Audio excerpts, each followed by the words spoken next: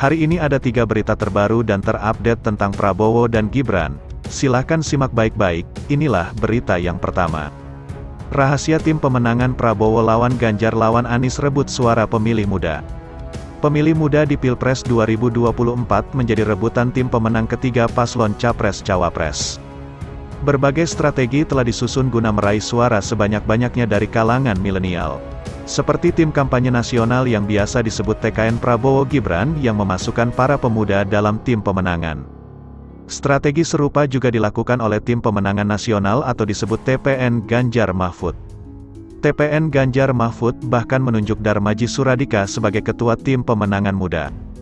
Bagaimana dengan tim nasional atau Timnas Pemenangan Anies Baswedan Muhaimin Iskandar? Berikut rahasia tim pemenangan Prabowo lawan Ganjar lawan Anies rebut suara pemilih muda.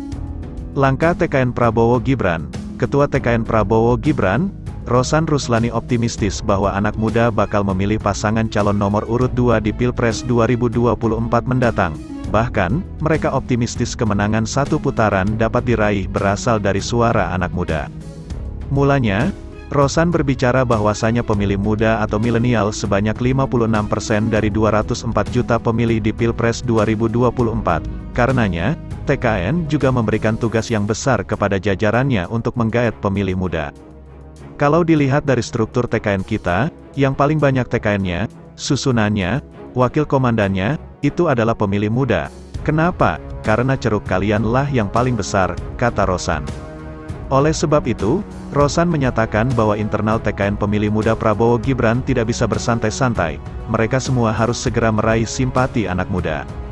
Kita enggak bisa santai-santai, jalan seperti biasa, kita lari sprint, bukan maraton. Kalau larinya sprint itu lari untuk mencapai tujuan yang sama, tapi kalau maraton, pasti pelan dulu, enggak ada di sini, dari awal kita kenceng, finish kita kencang, katanya. Lebih lanjut, Wakil Menteri BUMN itu pun meyakini Prabowo Gibran bisa menang dalam satu putaran dengan bantuan suara milenial. Dia mengungkit adanya militansi anak muda memilih paslon nomor urut 2. Insya Allah menang satu putaran itu datangnya dari pemilih muda. Ada militansi dari anak muda untuk memilih nomor 2, contohnya memilih toilet harus nomor 2, ucapnya. Sementara itu, Komandan Fanta pemilih muda Prabowo Gibran, Arief Rosyid menyampaikan pihaknya optimistis bisa menggaet 70% suara milenial di Pilpres 2024.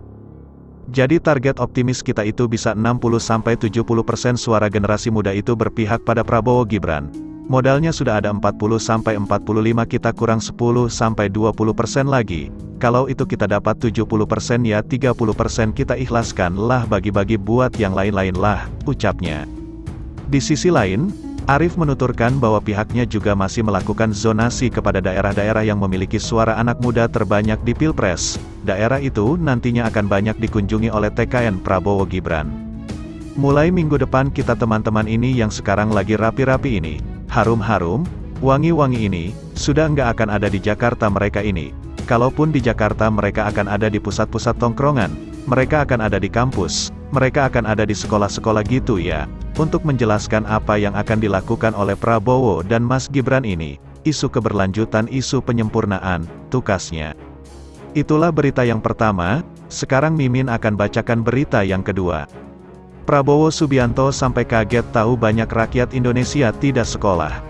Calon presiden dari Koalisi Indonesia Maju Prabowo Subianto mengaku kaget melihat angka masyarakat Indonesia yang tidak sekolah. Hal ini Prabowo sampaikan untuk menjawab pertanyaan panelis dialog terbuka yang diselenggarakan PP Muhammadiyah. Prabowo mengungkapkan demikian untuk merespons tanggapan panelis yang merupakan pakar yang menyoroti janji Prabowo terkait makan siang gratis untuk anak-anak. Menurut Prabowo, dengan angka pendidikan masyarakat yang rendah, maka pemenuhan gizi jadi sangat penting menyiapkan gizi untuk membentuk SDM unggul Indonesia di masa depan. Saya kaget dengan angka yang saya terima, luar biasa jumlah orang tidak sekolah, jadi banyak sekali rakyat kita sekolah kurang, ujarnya. Apalagi kalau dia kurang gizi, daya tangkapnya luar biasa kurang, tambahnya. Terkait tanggapan program makan siangnya tak efektif atasi masalah stunting anak karena hanya diberi makan siang, Prabowo menanyakan balik antara lebih baik dikasih satu kali makan siang atau tetap seperti saat ini di mana tidak diberi sama sekali. Kita beri intervensi gizi langsung ke anaknya, sekarang saya tanya lebih baik, kita teruskan seperti sekarang, tidak dikasih atau dikasih makan 1 kali makan walaupun kita tahu idealnya 3 kali makan, ungkap Prabowo. Menurut Prabowo, memberi makan siang gratis ini sudah dilakukan negara-negara lain dan efektif menambah gizi anak-anak.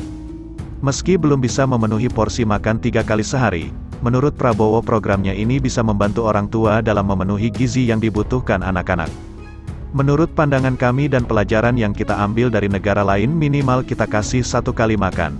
Kalau kebutuhan kalori presentase protein, kabro, kurang ideal ya minimal kita sudah mengurangi kesulitan sepertiganya, jelasnya. Tetapi kalau kita nanti hitung dengan benar, kalau yang 1 kali makan komponen protein cukup, itu akan sangat membantu. Dan juga bapak ibu akan merasa bebannya dikurangi. Apalagi kalau anaknya lebih dari 1, ungkapnya. Sebelumnya Dr. Sukadiono sebagai panelis bidang kesehatan mempertanyakan janji Prabowo soal makan siang gratis. Menurutnya perlu langkah lebih dari sekadar memberi makan siang gratis untuk anak-anak. Stunting masih jadi problem, ini tidak cukup kemudian diberikan susu saat makan siang saja karena kita tahu bangsa kita makannya 3 kali.